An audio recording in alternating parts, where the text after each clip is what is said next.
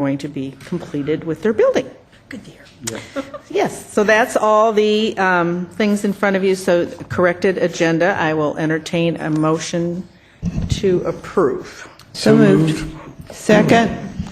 Doug moved, Nancy second. All in favor of the agenda as presented tonight, please say aye. Aye. Any opposed? Okay, we will proceed then. All right, host school. Great. Thank you, Jackie. Tonight we are privileged to have Brady Howden, the principal of McAuliffe Elementary School, come and present on behalf of the McAuliffe Elementary Challengers.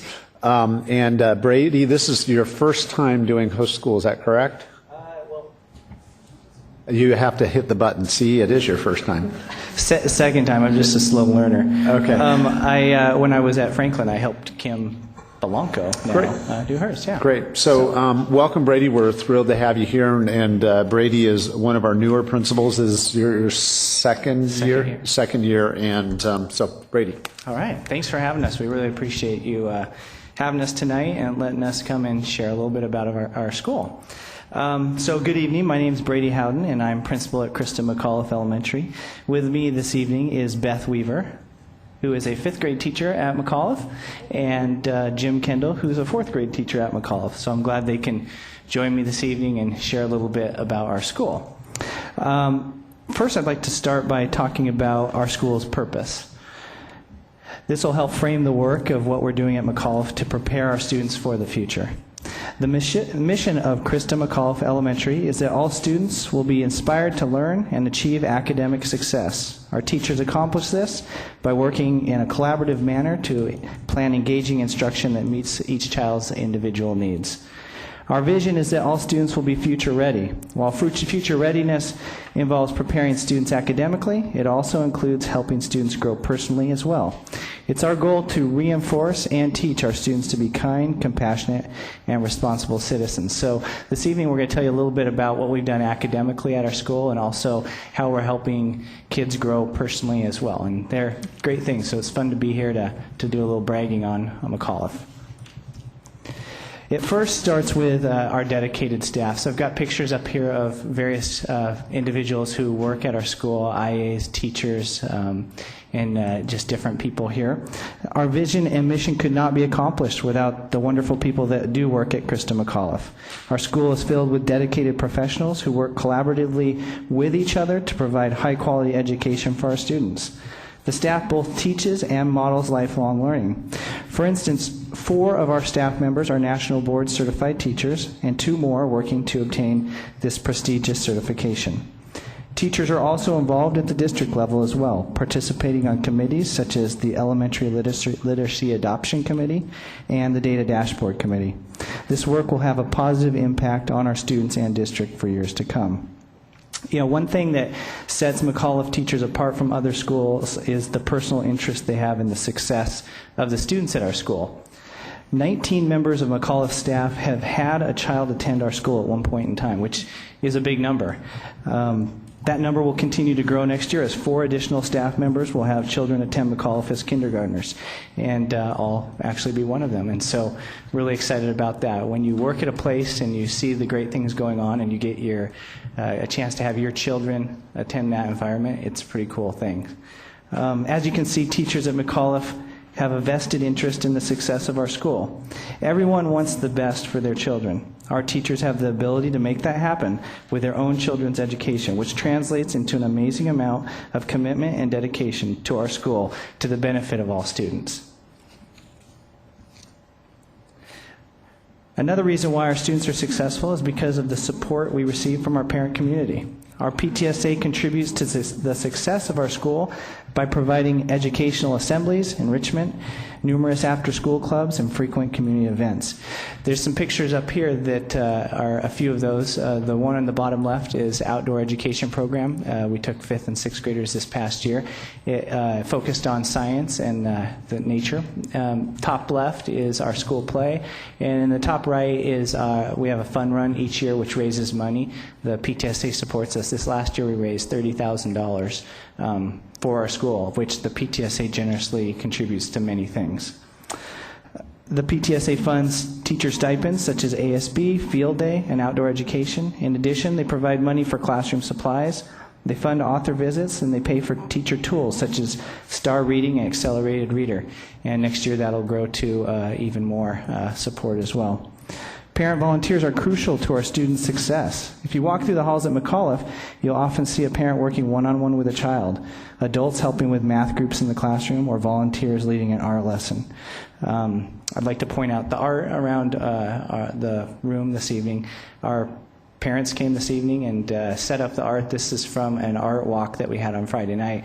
I wish we had a chance to show you the 3D art that we had, but it doesn't lend itself to posting on the walls as easily. But, awesome art, amazing art. I've never seen such great artwork done, and it's not just kids doing art, they're learning about art and all the things that go on behind the scenes, the different techniques used and things behind that. So it's one of the things that makes our school special.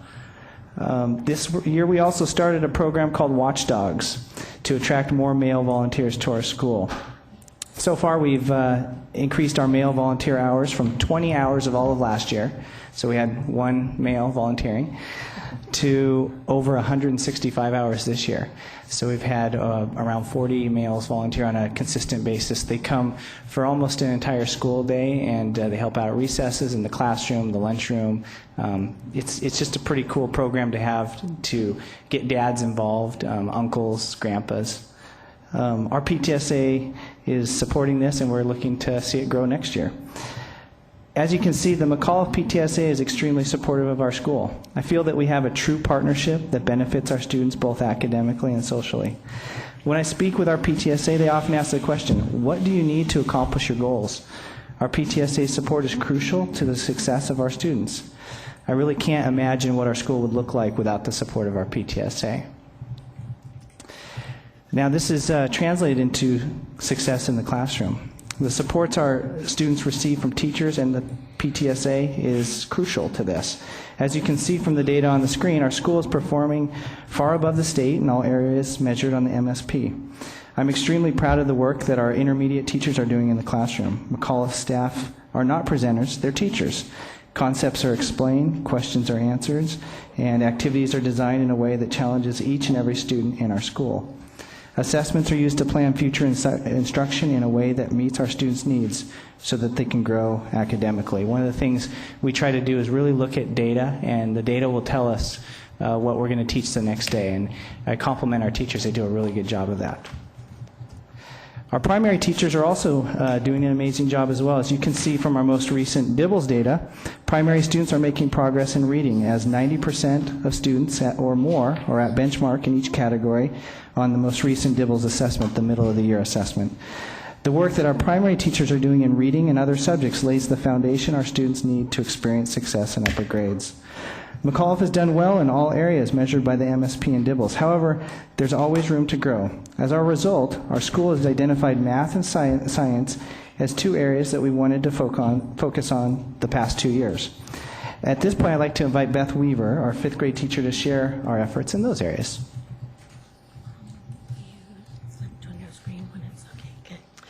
All right, so I'm going to start out with improvements in the area of math. This past year, our staff worked together to improve student performance in math. We identified specific strands within math that our students were performing weakest in, so we could provide additional support and instruction in those areas. In addition, many grade levels implemented additional math time dedicated to focused intervention. Teachers included this information in detailed action plans and monitored student progress on a regular basis through benchmark assessments. As you can see from the data displayed, McAuliffe increased in 3 of the 4 areas measured on the Washington State Achievement Index. There's still work to be done, but we're moving in the right direction. In the area of science, we also saw a need to improve as well. In 2010, 63% of our students were at standard in science as measured by the MSP. Scores in science appeared to be down across the state and in our district. However, we identified a school that bucked the trend and of the downward scores and decided to make a visit to see what they were doing differently. During that visit, we gained many valuable strategies that could be implemented in our school. The outcome of this visit was our 5th grade team meeting as a PLC to align teaching practices and revamp our method of teaching science. Our new strategies, along with the focus on weakest strands within science and the implementation of a science-based outdoor ed camp, helped to strengthen our program. As a result, our scores increased from 63% of the students at standard on the MSP in 2010 to 92% of the students at standard in 2011. These improvements can be seen on the graphic provided, which shows our school achieving at the highest level in science in all areas, measured by the Washington State Achievement Index. So how did this happen? Improvements like these don't happen by accident. Our school has developed a practice of collecting and examining data for the purpose of creating goals and planning lessons. We operate as a professional learning community, making a commitment to meet in grade level and vertical teams on a regular basis. We've also looked outside our building for support. Teachers have made visits to other schools with the purpose of gaining new ideas and strategies. These visits have focused on math, science, reading, writing, and netbook implementation. These efforts have resulted in teachers using new strategies in the classroom and implementing new means of intervention for our students. All right, thank you, Beth. We also want our students to grow personally as well. This includes helping them develop the character and personal attributes needed to be successful citizens. At this time, I'd like to invite Jim Kendall, 4th grade teacher, to share how we're helping our students grow in this area. All right. Thank you very much for, again, for having us here. We want our students to definitely grow personally as well. So our goal for students at Christian McAuliffe is that they are not only building themselves academically, but their kindness, their compassion, and their giving nature.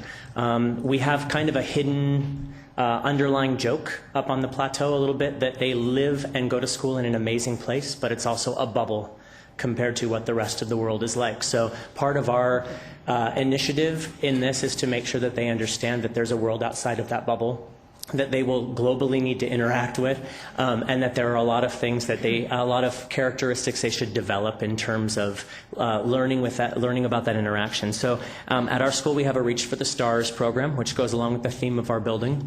And the students are encouraged to follow the 3 B's. They should be kind and respectful, they should be responsible and safe, and they should be their best.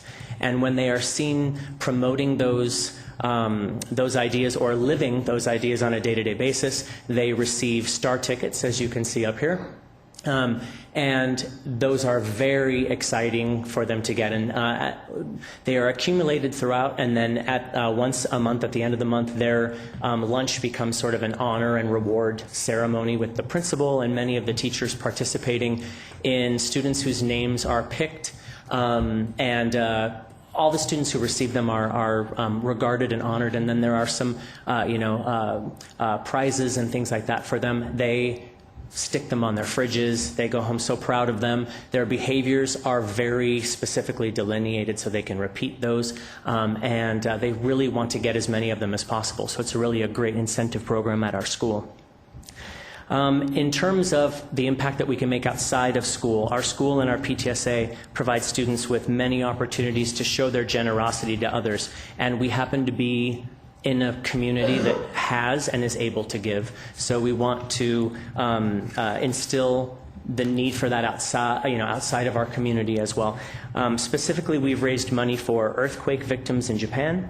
We have collected coats for students at local schools. We've raised money for MS awareness, and just this past weekend, many of our families walked in the MS Walk in Seattle. And we've provided gifts for families during the holidays. In addition, our ASB has worked with the Sparrow Clubs to support children with very intense or impactful medical conditions or medical needs. And this cause has been supported by students as they have raised money through bake sales and movie nights and other evening activities.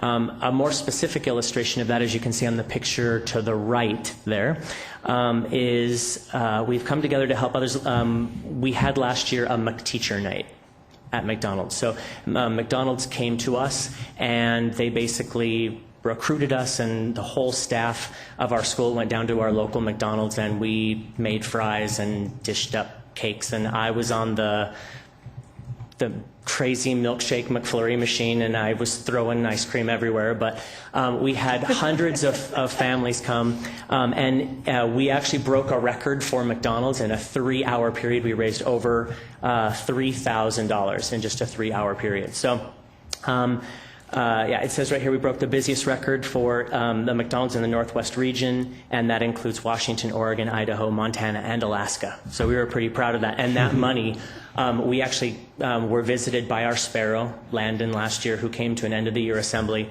And his picture had been up and his story had been out to the families, but it really wasn't real until he was wheeled into that auditorium and the kids saw where every dollar of that money was going to, and how it became very real to them how his needs could possibly be met by them as 5 and 6 and 7 and 8-year-olds. They had the impact to be able to help him. So, of course, I'm not sharing that particular event with you because I want to promote McDonald's necessarily, but to illustrate what we're trying to instill within our students. So we want them to think of others and give back to their community.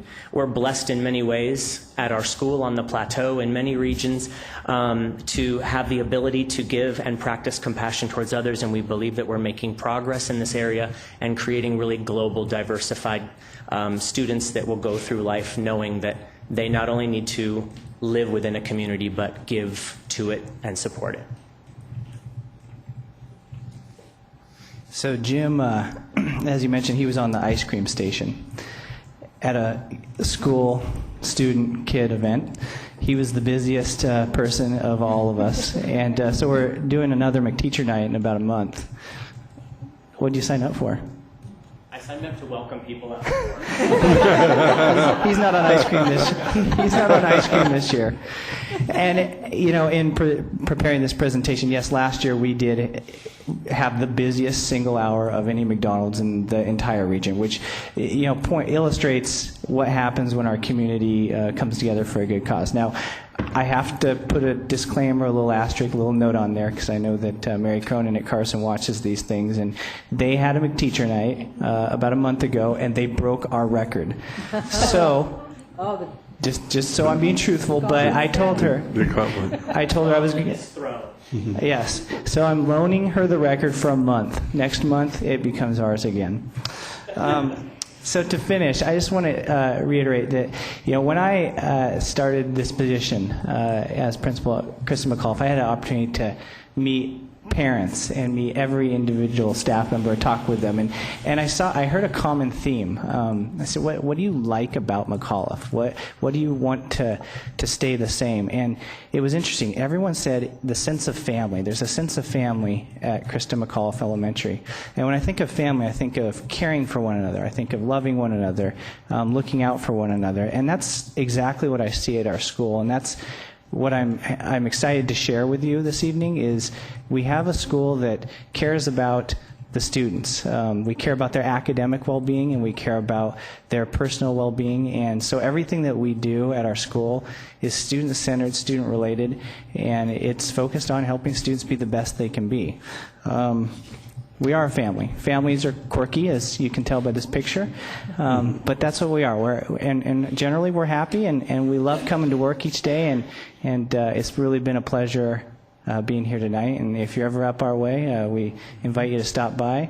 I just wouldn't take fashion tips from us. So thanks for having us. Thank you very much. Much appreciated. Love the costumes. Great. Thank you.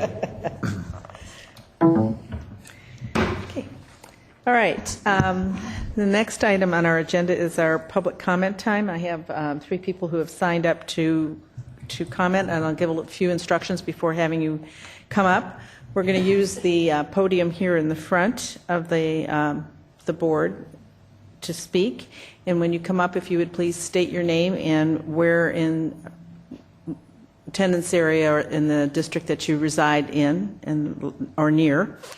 And you have 3 minutes to speak. And we have a stoplight system over here on the left. Chris will show you. And when the yellow light comes on, that means you have 1 minute left. So that's a good time to begin winding up your comments. And then when the red light comes, we'll ask you to please be done. And so that's what we have for tonight. And so the first person I have signed up is David Morrison. So David, if you would please come forward. I have military-inspired stentorian voice, so I never work well. We need, Well, if I speak too much. no, because we need to, we do record our meetings, so we do need you where it can be picked up from the recording. Really loud or really soft. You'll take care. Yes. My name is David Morrison. My wife and I are 20-year Redmond residents, 17 years on Desolation Flats, Poverty Hill, now better known as Education Hill, and 20 years as taxpayers in the Lake Washington School District. We moved to Redmond specifically for our son and daughter to go through Lake Washington schools. My objective tonight is to propose that the board do a brief and intensive review and defer approval of the IMC presentation on the curricula and books tonight until at least one more board meeting, and by then you will have a notion of whether or not what I say and what some other people are prepared to tell you, whether or not that has any merit. So I wrote about a 2-minute retrospective, go back to early 1958. I was a high school student sitting in an office waiting for my sister. It was ironically a lawyer's office. And I read in U.S. News and World Report, the United States had about 210,000 graduate attorneys in that year. 175,000 probably practicing law for us. Fast forward to about 1993, I don't recall the date, an updated report from the ABA, the largest association, the Bar Association, approximately 820,000 graduate attorneys, perhaps 750,000 practicing for us. So the nation grew from about 200 million in 1958 to about 290 million in 93, a bit less than 50%, nearly 400% increase in lawyers. So I'll leave it at that. I'll move to the rest of my retrospective, which has to deal with the United States and Japan. In my same financial office where I was spending my time in those days, sometime in 1989, we had a report. The figures might be apocryphal, I suspect they are. We had a report, gosh, this is revealing. The Japanese graduate 30 engineers this year for every lawyer. The United States, you can guess, graduates 30 lawyers for each engineer. I'm expecting those figures are way off base. If they're 75% wrong, we're still way behind the power curve, graduating capable citizens who can be a technocrat or an engineer or a science, or was it finished? Should I continue or is that it? That's it, I'm afraid. Your 3 minutes are... So then by the time I come back in the next board meeting, you will have passed the IMC approved materials without any, should I give you written input back here tomorrow? That would be helpful. Thank you. Okay. And then I have Angela Brady. Is that who's next?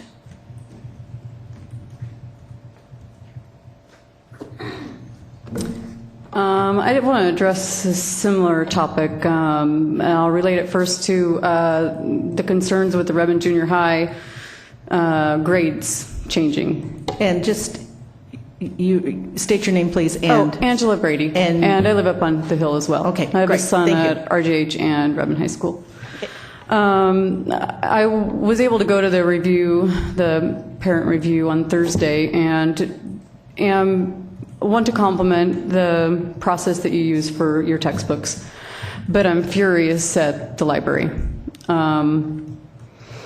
I'm also upset because in my research for this, I can pretty much prove that it doesn't matter what I do if I bring this before a hearing, before a challenge hearing. And I really think parents need to know that, and I wish that it would be different. And so I guess I more just want to make you aware of that. I don't want to have a whole lot of hearings. It's not my point. Met with Matt Montebianco back behind me on Friday, and we discussed it extensively, and I hope we can solve this without going what would maybe be perceived as overboard. And I'm not sure if you guys even, I'm not holding you guys in particular responsible for the books that are in our libraries, and some of which have been hand-given to students for projects. So this isn't just students that are going to check out their own books, but one in particular that I know of where the teacher actually handed the book to the child for a report. And so far all the parents I've come in touch with are not happy about this for a number of reasons.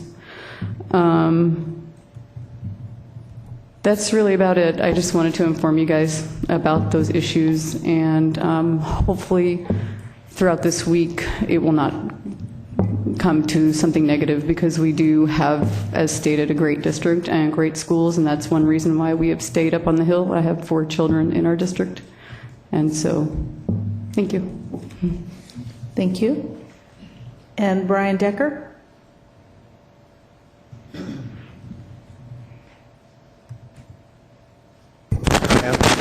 I'm Brian Decker. I live on Education Hill. Wanted to pick up where Ms. Brady left off. I wanted to applaud the adoption process that you have for your curriculum, your textbooks. Wonderful, well thought out, many levels of oversight, highly talented people that are adding content. That's your textbooks. When it comes to the library, no one's home. I've asked the librarian, the person said, talk to the principal. The principal said that you need to talk to the superintendent. The superintendent's office passes us back to the school. The process of what's in the library is offensive. It's a cesspool, and it's not a freedom of speech issue. I just, as a parent of 8 children, would love to see, and 6 of them went through the Lake Washington School District. We have 2, one in elementary school at Horace Mann and one at Redmond Junior High.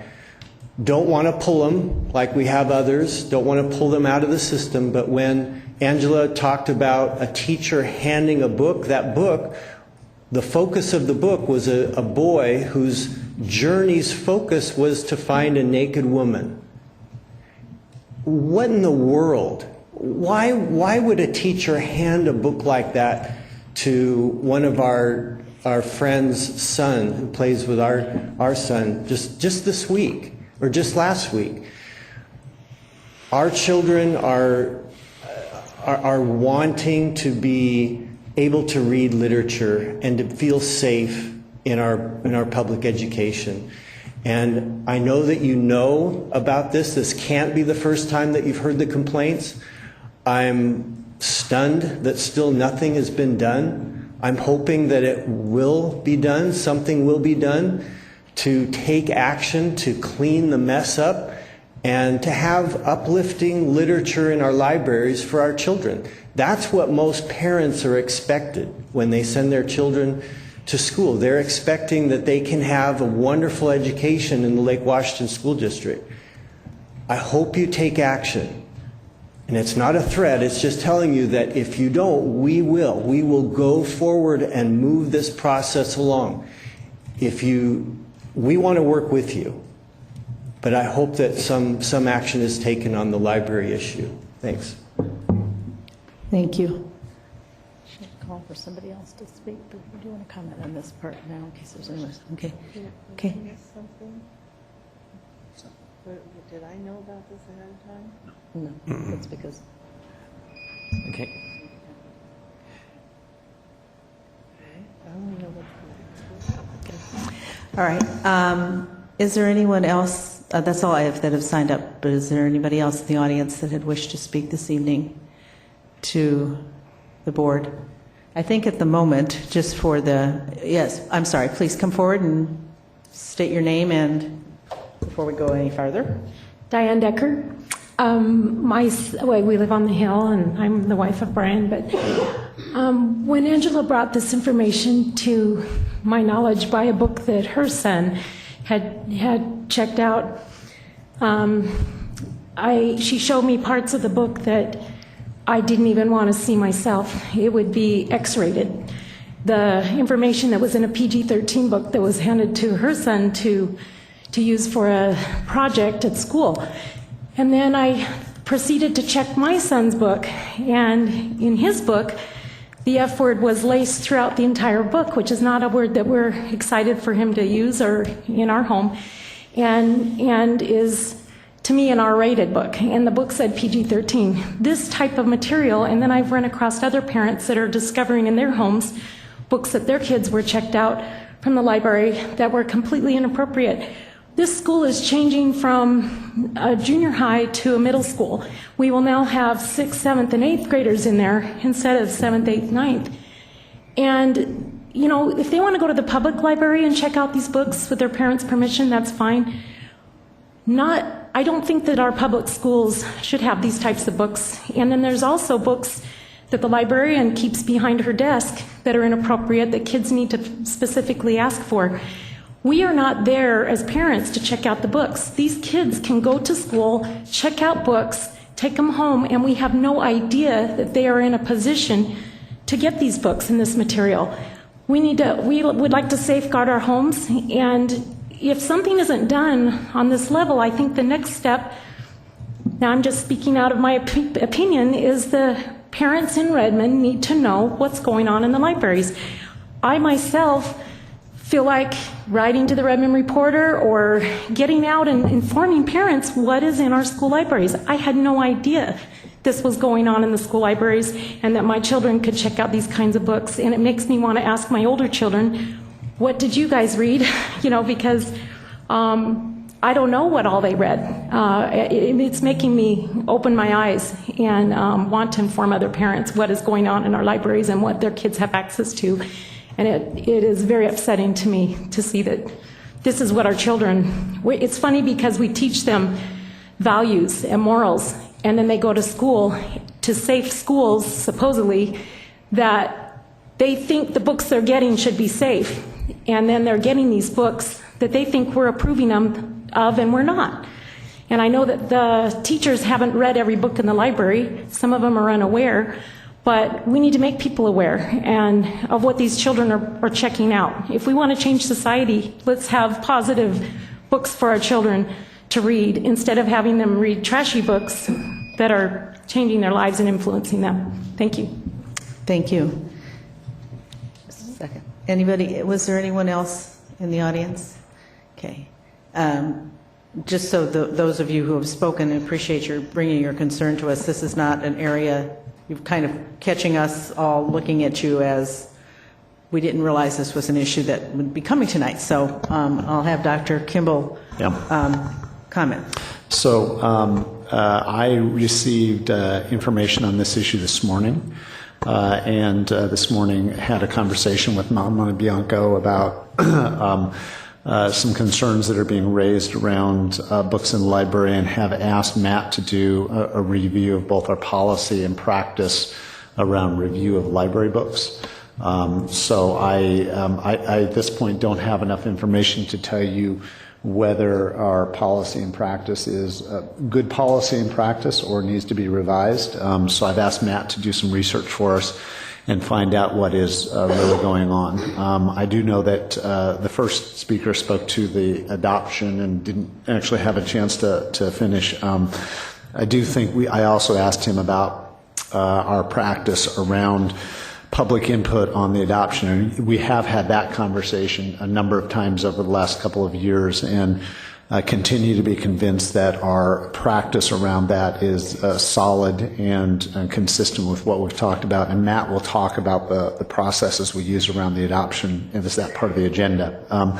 So the follow-up item for these public comments is I will be asking Matt and team to come back to me, which I'll report back to the board on what we do around selection of literature and other books in the libraries, and appeal processes, if you will. If a parent or somebody doesn't care for a book, what they do next and how that's reviewed. So I'll be bringing that back to the board.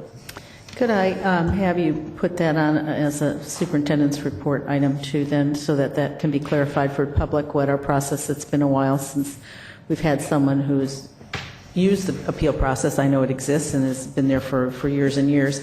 And just for clarification too, is that the library's process is different for individual, and I think our process for the district is individual books versus classroom books. So the classroom books go through a process through the Instructional Materials Committee, just like the textbooks do. Right. And there is that's a large committee that has a mixture of students, staff, and parents, besides administrative staff, who read books, and they make sure they have a variety of readers looking at Right. those. So, That's correct. and that's for books that are used in the classroom when they're used for a classroom of books. Yes. So we have separate policy for library, I believe, and then we do. That's correct. For- Yep. and how that And we is also done. have practice for individual classroom teachers as well. So again, I will have Matt bring back policy for all of those areas and what we currently do, and then again, the process that parents can use if they're not happy with a selection that a teacher has made or that happens to be available in the library. So we'll work on that.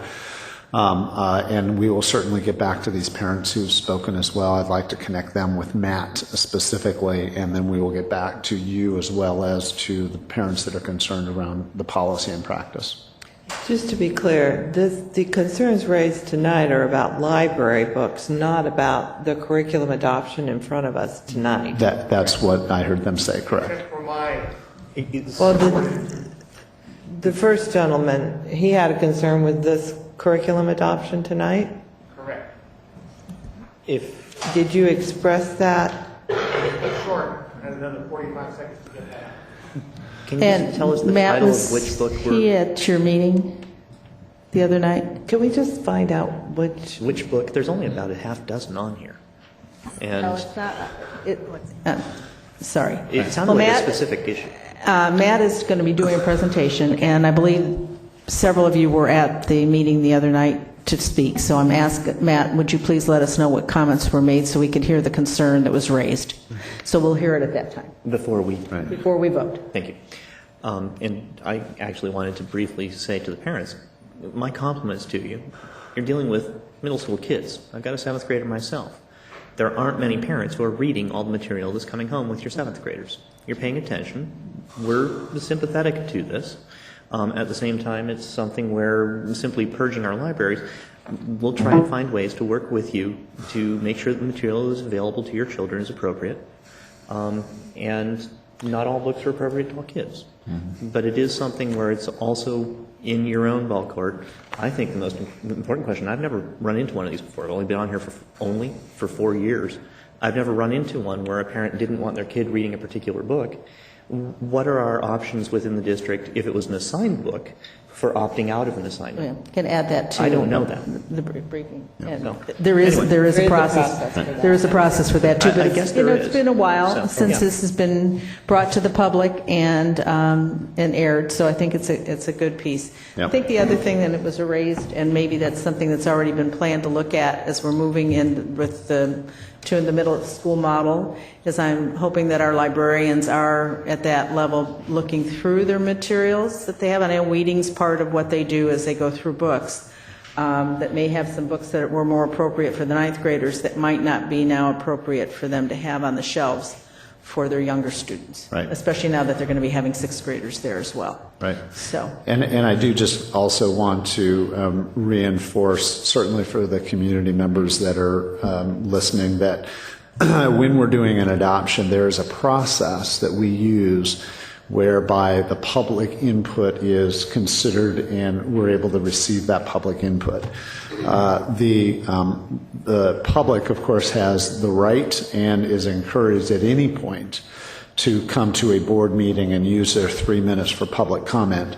But the design of our process is such that we can consider broad constituency input for a curriculum adoption long before it ever comes to the board, because the board needs to understand what is reflected of the entire community, and we put processes in place in order to do that. So I just wanted to reinforce that for those that are interested in how we do that. And Matt uses some pretty deliberate ways of advertising that and letting the community know when they can come and actually comment. And when Matt reports to the board on an adoption, he will report what we heard from the community. So if there's a concern that has come up during that public process, he will reflect that. Right, and that's later in our agenda, so we will come back to Matt's report shortly. I think we got everybody in the audience that was going to speak, so we'll move to consent agenda. Move approval of the I'm sorry, consent. thank you. Move approval of the consent agenda. Okay, have a motion, a second, please. So moved. Okay, oh, so seconded? How about so seconded? Second. I have a motion from Doug and a second from Nancy. Chip, would you please poll the board? Chris? So we're Consent, not textbook. The textbooks are not on the they're consent not- agenda. Thank you. Approved. Yes. Chris? Nancy? Yes. Jackie? Yes. Doug? Yes. Siri? Yes. Okay, and I do want to point out on the consent agenda is our donations, which are under tab number 14, and at this meeting we have $70,159 that's being donated to the district. We have a donation of $1,550 from the Juanita Schools Foundation to various schools supporting the Lunch Buddy program to Redmond Elementary, Kirk, and the General Lunch Buddy Fund. And again, this is from the Juanita Schools Foundation to a variety of schools where they give back to other schools other than those in their region. $1,730 from the Wilder PTSA to Wilder Elementary School to support teacher stipends for motor skills and wellness. $6,940 from the Sandburg PTSA to the community group to Discovery and to Sandburg Elementary to support their outdoor education program. A $2,000 donation from Intermec Technologies to Eastlake High School to purchase science equipment. $2,000 donation from Intermec Technology Corporation to Kamaikan Junior High School to purchase science equipment. A $2,000 donation from the Juanita High School PTSA to Juanita High School for equipment and supplies for science department. Got a lot going on in science. A $2,800 donation from the Keller PTSA to Keller Elementary to support classroom enrichment. $5,193 from the Lakeview PTSA to Lakeview Elementary for instructional materials and teacher stipends for choir and field trips. $1,019 donation from the Bell PTSA to Bell Elementary to support classroom enrichment. $1,006 donation from the Thoreau PTSA to Thoreau Elementary School to support teacher stipends for after-school running club. A $1,650 donation from the Eastlake High School Baseball Booster Club to Eastlake High School for the donation of a new pitching machine. A $2,100 donation from the Juanita High School PTSA to Juanita High School to purchase educational supplies. $5,189 donation from the Mann PTSA to Mann Elementary School to purchase radios as well as risers for their music program. $13,233 donation from the Blackwell PTSA to Blackwell Elementary School to provide support for their outdoor education program. A $6,000 donation from the Eastlake Wolfpack Association to Eastlake High School to support their athletic participation fees. A $14,216 donation from the Redmond High School PTSA to Redmond High School to provide spring grants. And finally, a $1,529 donation from the Sandburg PTSA to Sandburg Elementary School to provide teacher stipends for cup stacking, homework club, and spirit band. I'm not quite sure what cup stacking is. Oh, it's the big thing. Yeah, you put them up and you got to bring them down real quick, and they're competition. It is a major new big sport I wasn't aware of. Yeah, I mean, it is Fair a major thing. Fair The enough. stackers. I'm just curious, what spring grants are we granting? I'm not sure what grants those are, but I'm guessing that it may have something to do with scholarship grants, but I don't know that for sure. So, and Janine It's just doesn't kind know of an either. odd topic for spring Yeah, break. so we'll find that out for you. Okay. But again, No big deal. a total of $70,159 in donations. And just from a wide variety of PTAs and other groups and the businesses Yeah. and boosters, so Yep. thank you, one and all. Yeah, it's great. We've got a lot of donations going into science, obviously. That's Yeah. a good focus. Big piece for it to be in, yes.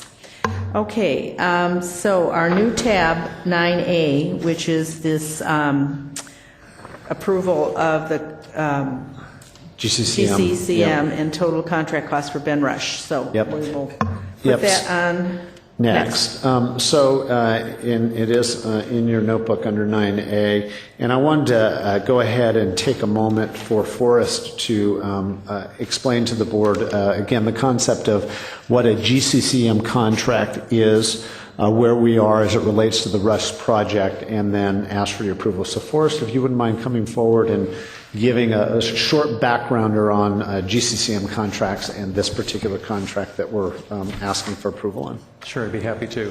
The typical method for construction of school projects is lump sum or low bid, design bid build. The state, though, allows for alternative methods of procurement in construction. One of those is general contractor construction management, which is what GCCM stands for. You have to be approved to be able to do this type of construction project. And back in May, we were approved of that particular methodology, and we brought it to the board, which the board approved for Rush Elementary School. As a result of that, we then enter into a negotiation period. The contractor comes on early in the process so that they partner with the architect and the school district in the design as well as the constructability of the particular project. After that occurs, or during that process, we're also negotiating the cost of that particular project.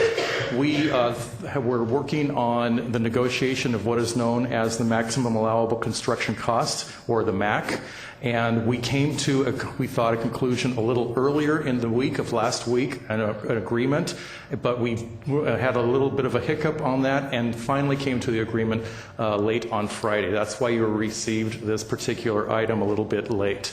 But this particular, we are required to come to you for approval of this, the cost for construction. This is very similar to what we do in a design bid build situation, where you approve the contractor and the cost of that particular project. And that's what's before you tonight. Great. Thank you, Forrest. And just as another piece of background, one of the reasons why we use the GCCM methodology is that it tends to reduce the number of change orders to a project. So if the contractor is involved early in the process, then we actually are able to hold the contractor more accountable, if you will, for any possible change orders. And as you may know, lots of large-scale construction projects, change orders are where you get lots and lots of out-of-control costs. And so if there's any way to control change orders, we try and do that through the GCCM process. And again, you received this late primarily due to the negotiations of the contract price, which was completed at the end of the week. Was there something in particular about Rush that made it amenable to this process? Go ahead, Forrest. One of the hallmarks of a GCCM project is that it needs to be a difficult project, which Rush is, for two reasons. It's actually three reasons. It's a very small site. The topography, where you have a huge hill at the back of it, is also an issue. There wasn't a piece of proper land around the school for us to build the school next to it. Instead, we have to phase this project. So we had to tear down a portion of this school before the beginning of this school year, and then they're going to move into a portion of the school, and then we're going to have to tear some of it down. So it's a phased project. It's a very complicated phased project.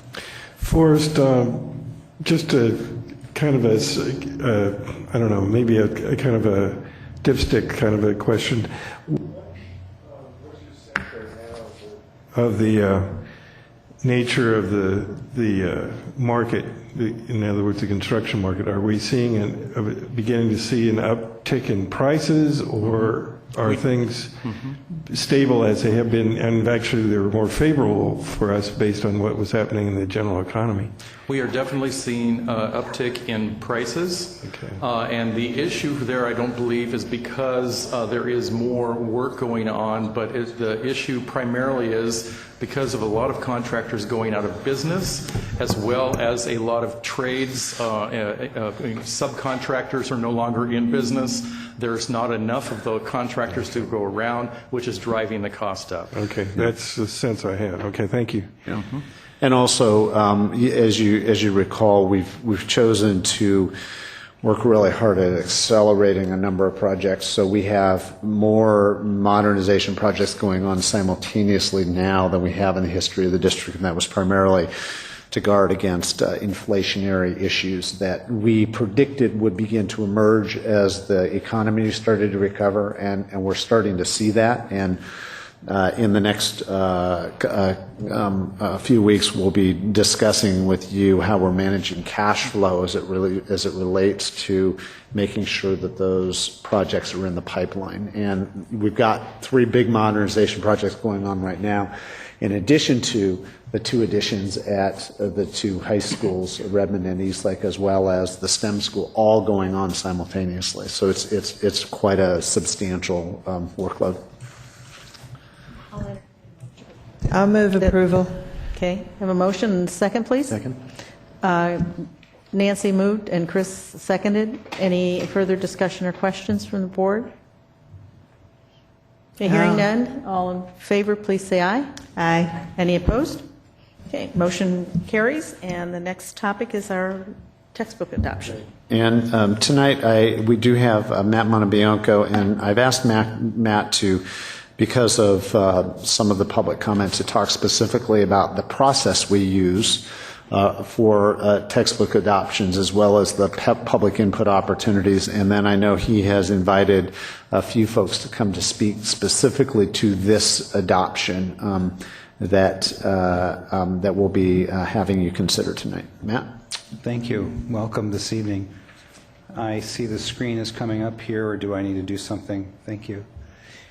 So tonight what I wanted to do for you is to just briefly go through the textbook adoption process that we use, the recommendations that we're making this evening, time for question and answer from the board. You have been given reviewer input forms. I am going to address the concerns that have been raised by the people who spoke this evening. I do want to highlight that 2 of them, I know one of them left, did highlight at the dais that they thought our textbook adoption process was extremely thorough, and they would like to see the same thing for our library selection.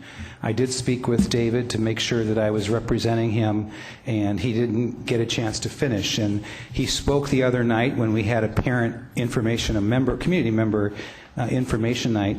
David was quite concerned that we are spending $300,000 on a music adoption, and where he was going with his argument, which he made the other night, is that we train lawyers, and Japan in the meantime is training engineers, and we should be putting our money into the investment of engineers and into the harder sciences rather than the soft sciences or the soft humanities. I believe I have that represented, and that was his concern, is the money that we're spending on music could be spent on math and science, which is not helping us as a country. I will also speak to the process in general, but I thought I'd at least address them while they were here in case they slipped out and needed to go home, which I can understand. They stayed to hear the hour-long presentation, which we're going to do for you in about 7 minutes. So I have some people who will be speaking here shortly. I'm going to introduce them now. Paul Blair is a health teacher at Evergreen Junior High.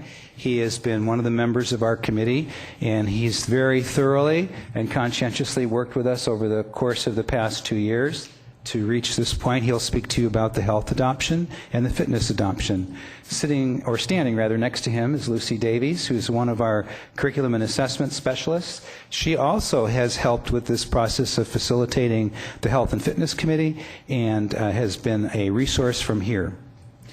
As you know, but our audience doesn't, we have a very thorough process of adoption. We spend 2 years working with a committee of teachers We involve our teachers in this process because we know it's so important. The curriculum is going to be with us for the next 10 years.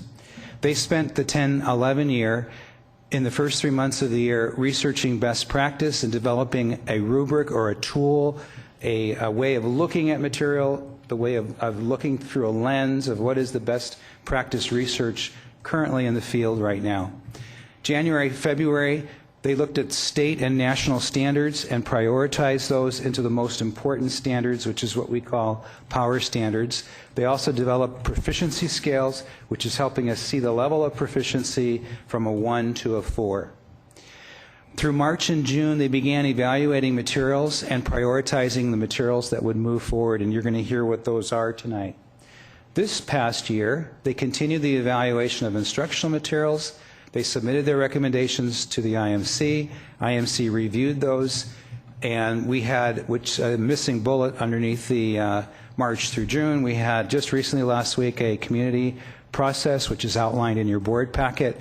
We had publicized this in our district website. We did a newsletter-ready article for all schools to publicize in their newsletters. We held that meeting last week, and here we are tonight. You have copies before you, and I know that you're probably looking at them, of written comments that were made from the beginning of March all the way until today, actually, when I had Jeanette Simburg pull all the files and make copies of any input. There's nothing in the input forms, those are the input forms that you have, that I would say warrants any huge alarm in terms of concern from people. I think you'll see one in there that felt like we shouldn't be purchasing the health, and it speaks to their concerns, and you can read that, and we'll speak to those, you know, at that part of our section of the meeting. But my question, Matt, was, is this all the input we have? That's correct. That's all that we have. So let me go through the evidence-based process that our curriculum committee, that includes people like Paul and other committee members, have used. They developed 5 screens: the best practice research screen, which I mentioned, the organization and design of the curriculum. They look at carefully how is this laid out, how is it easy to teach, from the standards alignment, the digital resources, and the assessment resources. And they use these in a very thorough, precise way to just screen through individually and then collectively to come to a group consensus on what they believe should move forward. Here are the materials they recommended in brief. I'm going to take you through each area. Elementary music started with 5 different curricula. Using those rubrics, they narrowed it down to 2, and the 2 were titled Making Music and Spotlight on Music. Their final decision was Spotlight on Music. They liked it because they felt it so strongly adhered to best practices and the alignment to the standards. It was very well organized. It is very well organized. Quality assessment strand goes along with it, and they particularly like the digital resources, which include recordings and listening maps. This will be for our K-5 music programs in all of our elementary schools. So all of our elementary music teachers would be making use of this in the fall. Secondary music went with a variety of resources that they reviewed and evaluated, including texts for band, choir, ear training, music theory, and orchestra. They decided on looking at band, choir, and orchestra texts. Those included a middle school text called Essential Elements, which literally is music. So you open it and it is sheet music, and it is aligned with our standards. They like the quality, organization, design. They also selected Tradition of Excellence. High school went with Foundations for Superior Performance, again for the alignment to our standards, the organization, design. They felt the method books really support skill acquisition. Choir went with a text called Experiencing Choral Music. This consists of 3 sets of materials, 1 for each level of standards. They're aligned to the power standards based on best practice, including quality digital resources. Orchestra went with Essential Elements 2000 for its support of the middle school level music program, which will be 6, 7, and 8, of course. The alignment to standards, and they felt the method book also was strong in supporting skills. I thought I might also add a little plug that though not part of the textbook adoption, we will be spending some money here to make sure that we have instruments that will be bringing up to standard the instruments in the schools, to finally bring to some resolution the issue of the musical instruments that can't be transported because of their size. Last week, if you were here in the boardroom, you would have seen this room with all tables lined with musical instruments for the music teachers to come. A number of teachers came and tried out the instruments and gave us feedback on which ones we should proceed with. Not part of the textbook adoption, but it is part of our completing the whole picture for music. Visual Arts looked at a variety of resources that they reviewed for the areas of art history, art elements and principles, teaching practice, and studio media. These are the general classes that are taught in art when it comes to art from 6 through 12, what will be 6 through 12, what was 7 through 12. The final decision for text included art history and art elements and principles. For art history, the high school text was the text you see displayed there, which will become part of the collection in a teacher's room. This is one where I believe the board had some questions on where the committee members, rather than having 30 copies purchased, they wanted their amount of money to spread further.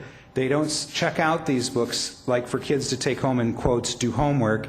These are resource texts that stay in the classroom, and for that they asked to have 15 copies that would be shared in a classroom setting. Same with another one, and I believe it might have been the Mona Lisa, but I'm not positive, of another one that's being done like that. For art elements, the visual experience was selected. Again, the alignment with the standards, the in-depth comprehensive art textbook, fine art, student art images. These are some really excellent texts that they're pretty excited about having as resources as they teach art. Finally, a global pursuit will be selected for middle school. Its alignment to standards. The elements and principles of art are tied right to the purposes. I should say that there are digital resources not only for the visual arts, but for all of the content that you just saw me take you through. And now I'm going to turn it to Paul, who's going to speak to you about secondary health. He's going to take you through the next slides. You get to hear from the horse's mouth, so to speak, of the actual, from a teacher, what they did with health and fitness. He's no horse, though. He's a good man. The white beard on the committee, yeah. Before I begin, if I may, I just want to say it was an honor and privilege, and I really mean this, an honor and privilege to serve in this committee. The professionalism of these teachers, I've been around the district since 1980, and the professionalism of these teachers, and not only of their content knowledge, but on how they can teach us knowledge to a wide variety of students, was just phenomenal. And I also want to, on behalf of our 612 Fitness and Health Committee, also publicly thank Matt and Lucy for their leadership. When you get a bunch of teachers together, Matt said, we just come to a consensus. There were some high-spirited discussions every once in a while about some of the issues, and they kept getting us focused on it's student-directed, student-directed, student-centered. And I want to thank them on behalf of the committee also. As you can see up here, we started with, for the secondary health, we started with 6 middle school curriculum and 10 high school curriculum. And then based on the rubrics that Matt went over, everything from the student-centered, the technology, the power standards, we kind of narrowed it down to. And we proposed for the middle school, the Teen Health 3 from Glencoe Publishing Company, and for the high school health from Prentice Hall. And we based these on, we believe they had very, very strong alignments with our power standards that we developed. And the organization and design of the curriculum are such that we thought it was very practical, especially going to the middle school where it's 6, 7, 8, because some of the schools are going to be teaching health at 6th grade, some at 7th, and some at 8th grade. And so we believe that it developmentally is appropriate for the 6th through 8th grade to be used for the middle school. And then also the high schools, since some of the high schools are going to be teaching health at 9th grade and some at 11th grade, we feel the same thing for the health textbook that we proposed to be adopted for the high school. For fitness, we started with 4 curriculum, and then we kind of narrowed it down, and then we listened to some presentations from the different companies came in and presented. And it was kind of interesting because both the 6, 7, 8 middle school and the high school both decided on the same curriculum, which is 5 for Life, which is very interesting because it comes out of Spokane, which is, so it's a state-based curriculum. And from this curriculum, the highlights of it we're really excited about. It's, again, a strong alignment, obviously, with the power standards and uses the best practices in fitness, but also it's a super well-organized, not just at one level, but 6th through 12th grade. And one really strong component of this complete program is they have an online program where we can take the students in 6th grade through 12th grade and they can develop different fitness and health portfolios, and we can track these students throughout their whole middle school and high school careers. So what we do in the middle school at 6th, 7th grade, that information can go on to the high school, 10th, 11th, and 12th grade, so we're very excited about that. Then in addition to this, there's going to be some training sessions either in June of this year or August. It's up to the teacher to decide which one they want to go to, where the curriculum office here in the district will be monitoring that, running that along with the different representatives from the companies, so teachers can get a hands-on look not only at the textbooks but also all of the available resources that go along with that. Thank you very much. Paul is very humble, but I actually want to thank him because he's one of the most thoughtful individuals I've had the opportunity to work with as well. He's very, he sees the big picture, sees where we're trying to head as a district, and thinks of the larger picture. Before I take your questions and answers, I do want to speak to the public meeting that we had last week in terms of trying to characterize some of the questions that came forward. Some of them you've heard tonight. One of them I've already mentioned was the amount of money that we're spending on this adoption for content like visual arts, music, health and fitness, and whether that money could be better spent in other areas. I've already mentioned math and science. That led me to actually explain, and David was quite interested, and he actually asked if he could get a copy of our adoption cycle, because I was explaining that we have a cycle, which is not in one of the slides, to make sure that we review every curriculum area every 10 years. That's a long time, but it makes sure that we don't neglect any one curriculum area. And that's why we're doing visual arts and music and health and fitness now. We finished an elementary math curriculum adoption 2 years ago, and we're about to start a science adoption if we're on schedule next year. So the sciences are not being forgotten. It's about making sure that it all happens on a cycle. So that was explained to the group. That one of the questions was, how do we decide what gets reviewed? And that's a great question. There was also a question raised by a person who was with David who just stepped out, and she wanted to know about the medical accuracy of the health text and whether it undergoes a medical review. And I was explaining by way of showing in the front matter of the text that there's a series of health consultants, doctors, and other health practitioners who review the text before it ever gets to being published commercially, and that is what we rely on in terms of its medical accuracy and review. There was another question that was raised that I already think I addressed, and I don't want to keep repeating it. It was about why don't library texts undergo the same thorough process? And you've already heard Chip task me with what I'll be doing, as I have already begun talking with the librarians. This morning I had a conversation with the head secondary librarian to talk about the actual resources that they use, the references that they use to determine which books are selected and recommended for the library. I also want you to know that though they were alluding to more than one, that they're not, the concerns that you've heard tonight are about more than one library text. It's around a series of library texts that they feel have kind of lost control over what's the checks and balance system. So that's work that you heard Chip say I'll be doing in the next several weeks to make sure that we've got policy and practice aligned in terms of what is that. I'm trying to think of other questions that were raised about the specific content in the areas that I've just addressed. I don't believe there were that many, or any left rather, not that many. It was that was mostly about budget. It was about the areas that we spend our money on, the medical accuracy piece, and then the concern with library books and how they're selected. Those were the ones that were raised at our public venue. I'll entertain questions and answers from the group, and I'll start with Doug.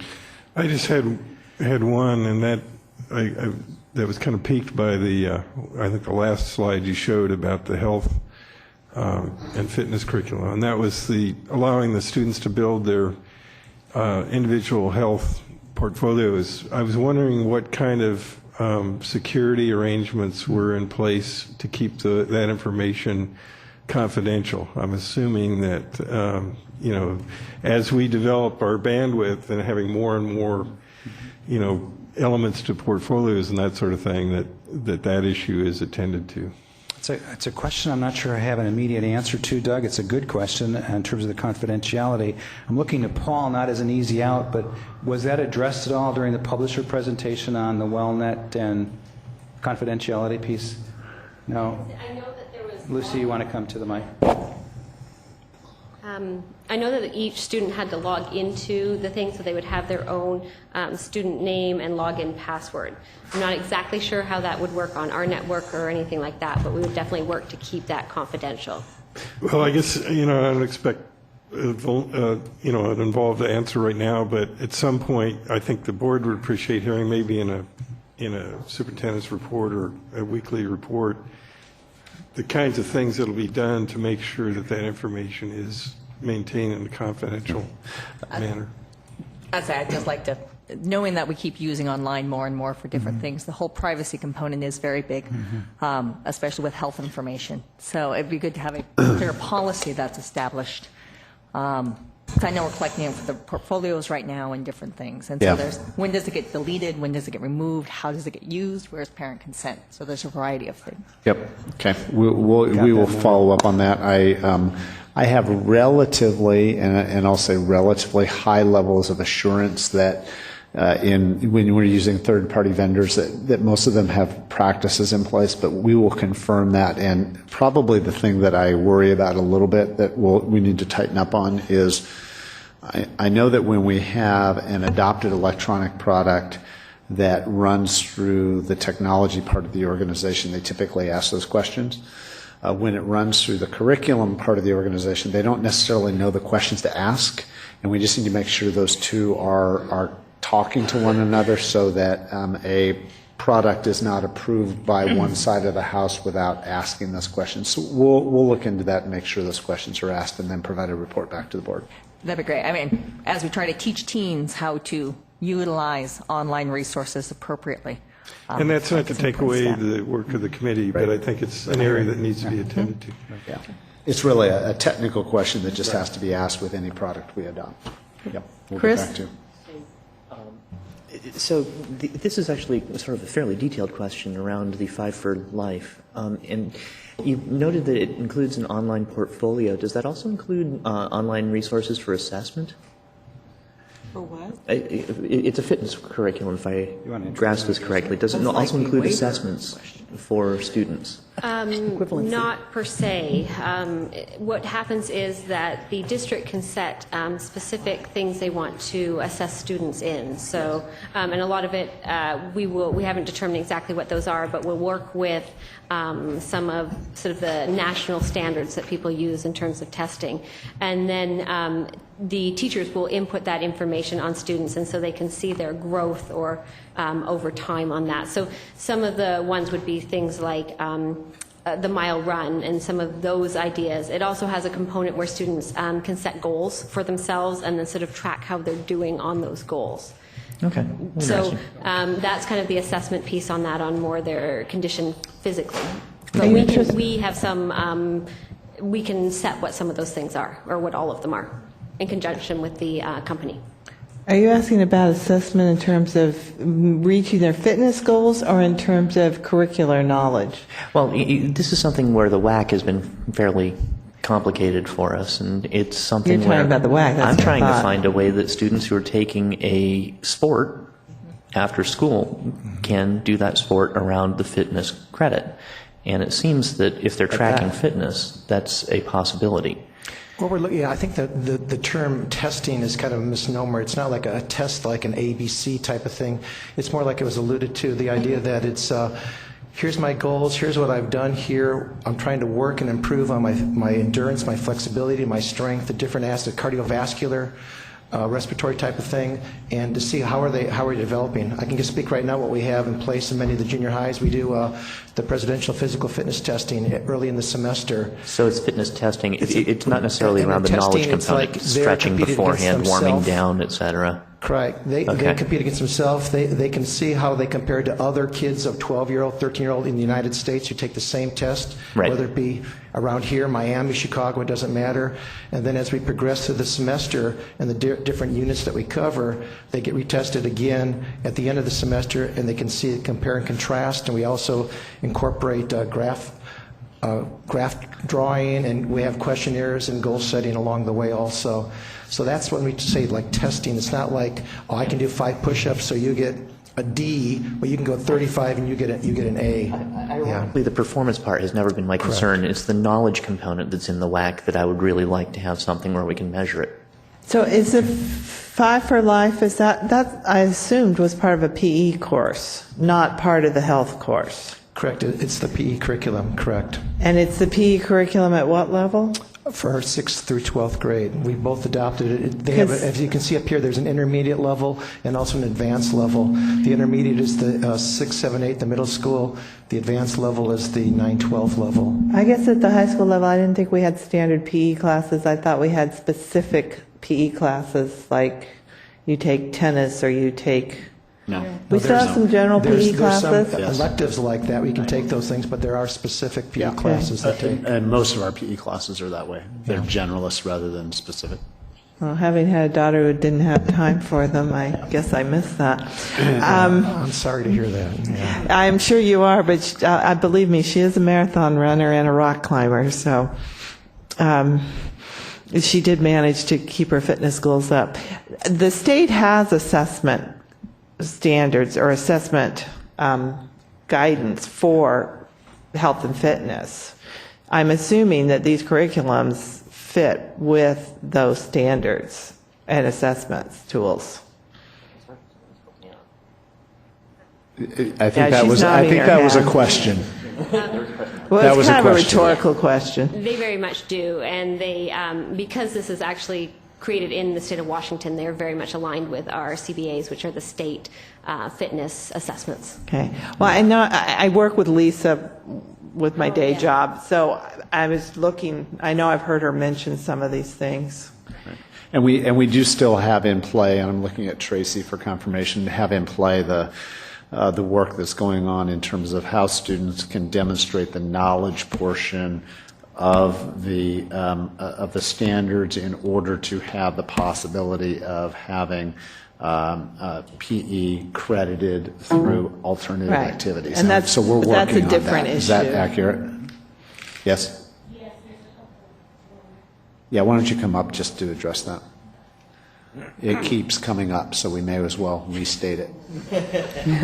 So the RCW says that students may be excused from PE for under certain circumstances. And then the current WAC that applies to the classes of 2013 through 15 says that such excused students shall substitute equivalency credit per district policy. Beginning with the class of 2016, the WAC language has changed so that such excused students, the RCW remains the same, shall demonstrate competency/proficiency in the knowledge portion of the fitness requirement. So the work that we have in development is to determine, we need to update our policy to reflect the competency proficiency based option, and we need to have an assessment in place that allows students to demonstrate proficiency, competency in the fitness portion.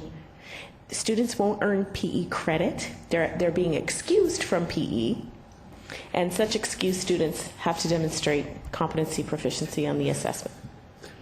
And would you clarify for the public what is the difference between an RCW and a WAC, because that's what gets people confused. Well, I'll give that a try. The RCW, the law. My understanding is that the WAC, Washington Administrative Code, clarifies RCW. And the RCW is the law that was passed by the legislature, correct? Yes. Yes. So the legislature passes the law and then asks OSPI, the agency, to write the WAC to coincide, to tell you how to administer the law. Correct. And with this particular issue, there was ambiguity in the WAC, which has been further clarified because there was ambiguity in the WAC. And so districts were interpreting this differently.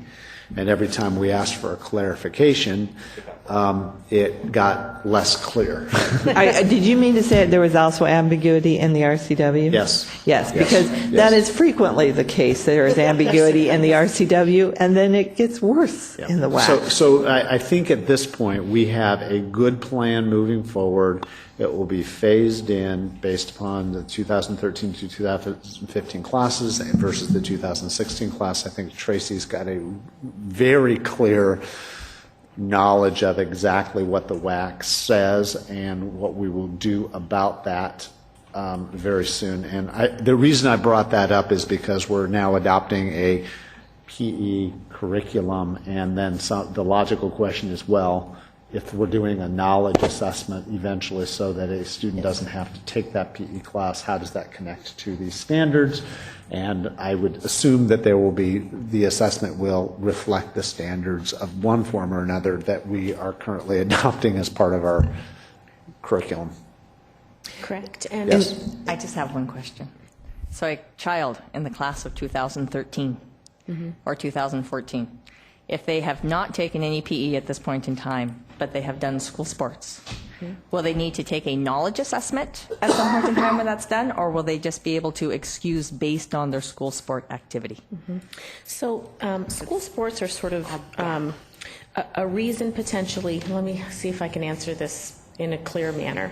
So one of the RCW says that students may be excused from PE for things like employment, direct participation in directed athletics, participation in military tactics, some other things I can't remember off the top of my head, and other good cause. The RCW language hasn't changed. In the current WAC, or the WAC as it applies to the classes of 2013 to 15, says that directed athletics shall be interpreted as community-based athletics. That WAC language now has been struck when you look at the class of 2016. Bottom line, I guess, is students who are in the classes of 2013 to 15 under current policy should be doing equivalency credit. We know that there's been some confusion about this and miscommunication over the years. Chip alluded to, misunderstanding. We will be updating the policy for the class of 2016 that says they will be doing the competency/proficiency assessment. And I believe that we can also make that option available to the classes of 2013-15. Classes of 2016, the equivalency credit language has been struck, so that won't apply to them. But for the classes of 2013 through 15, they could either do equivalency credit or take the assessment once we have the assessment in place. So, and we're working with all students who are currently in the chute 2013 to 15 around giving them as much flexibility as possible and options to meet their PE requirement. So back to the curriculum. Yes, I was going to say, now, do we have any other questions? Thank you, Tracy. I'm not quite sure if Matt finished his presentation. He did. You did? I mean... Yes, he said questions and answers. Thank you. Okay. Thank goodness. Right? So, hold on a minute. Teachers' support for the curriculum? I mean, you gave us a handful of comments. I don't even know who these people are. Were these mostly parents or The comments you communities? received, though, are coming from public review. So all the material was out on display outside of the curriculum library, and the forms you have are not, those are from community members. Okay, so what were the teachers that will be using this curriculum saying? They're giving it their big thumbs up, consensus. They're in favor of this, using those. Can you 5 describe how big streams. the committee was and how many times Sure. you met? Well, it's not just the committee, but then it goes, I mean, all the teachers have an opportunity to comment, don't they? After the committee presents their material? Actually, in our committee process, Nancy, what we do is we get various sizes of groups. In the committee of the health and fitness, looking at Paul, I think we had 5. So we had 5 teachers that spanned middle and high school.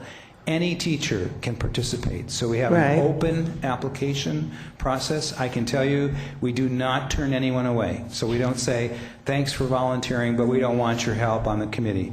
It's actually sometimes challenging to get teachers because it means leaving their classroom and spending time away from their students. So I'm just saying that we actually go out of our way to make sure we can get teachers to be on it. Health and fitness, 5. I would say our visual arts, I think, was about 8 to 10. Our music was, again, about 6 at the elementary, 5 at the secondary. Those people have to reach agreement, and they reach agreement. We don't go to all the music teachers and have them vote. That's not been our process. They have a chance They to... get a chance to comment if they did. feel strongly about They it. did, and I believe, actually, I take back what I said. I believe 2 of the comments were written by probably music teachers that weren't on the committee. You'll see some of the comments of their feelings about books for kids. Not very likely that that was community. It could be, but I Right. think those are probably music teachers that weighed in. Okay, that was the Does that sense I help? was trying to Yes. get. And I just want to say one other thing with the comment on engineering versus music and art. We strive very hard in this district to maintain music and art and a comprehensive curriculum along with science and math. And I agree, I wish we had more science and engineering students, but I think that music and art is critical and important. And I don't know of any engineers in my experience who do not also seem to dabble in music and art, if not both, because they're so integrally related. So despite a lot of the national rhetoric that the arts are being displaced because of our emphasis on reading, writing, and math, we are trying to be all-inclusive, which gets us to our problem of our kids don't have enough time to take everything, which gets us to our discussion on PE credits for those kids who are doing after-school sports. I know, it's a big problem. If we could have longer school days. Good My luck. daughter wanted to take PE. She couldn't fit it in. Well, that happens a lot. And I want to I'm glad that another person asked the question about the health validity of the textbooks, because that was the first thing I asked, was how that's, and I just want to reiterate too what Nancy said about the arts and music. We have state law about that. I wasn't worried about that part. But, you know, excuse me. Sorry. Work for it. But the arts, not all of our students want to be engineers or involved in science. And so it's important for us to be able to provide a good curriculum for them to have that balance, and for those students who are going to go off and be our actors and our musicians and entertain us and also spend their free time when they're working at their businesses. So I think it's very important that we've been worked very hard to keep the arts in this district, and I think it's something that we've heard over and over from parents, that it's an important piece of what we provide, is that balance for all kids. So I'm glad that we have done this and got some stuff that looks to be interesting. Excuse me? Excuse me. It's not a time for comment. So that my comments. Anything else? Questions? I don't want to belabor it, but I think another aspect to the economy of this community is that when you look at, for example, the impact of the interactive video or interactive media industry in this area, it relies on the creativity that you find in both art and music. And so it's not only something that's important to our curriculum, but it's also important to the economy of this community. So I think that should be added as well. So I'll entertain a motion then from the board, unless someone else has another comment. So moved. Second. A motion from Doug, a second from Nancy. Any further comments? Hearing none. All those in favor of adopting the textbook adoption, please say aye. Aye. Aye. Any opposed? Matt, will you please share our thank yous? It is a reminder, people heard this at the beginning, this is a 2-year process. That's a lot of time and commitment that we get from our staff and folks to commit to reviewing everything and putting things together and coming up with a curriculum to adopt. And it does go through a number of stages. And in addition, when it goes through the IMC, as I mentioned earlier, that is another large committee that looks at the content and has a presentation as well. So thank you to all of those people to make this come to be. Thank you all. Matt, just a quick question is, I do want to draw us back to the curriculum adoption cycle. Is that cycle on our public website so people can see it?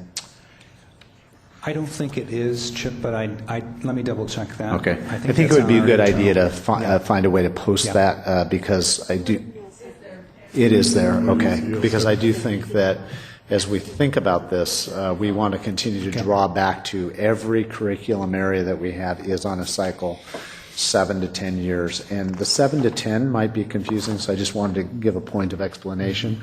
Some curricular areas are more frequently updated than others, and it's this balance between need to update the curriculum as well as resources available. So some are more expensive, some are less expensive, et cetera.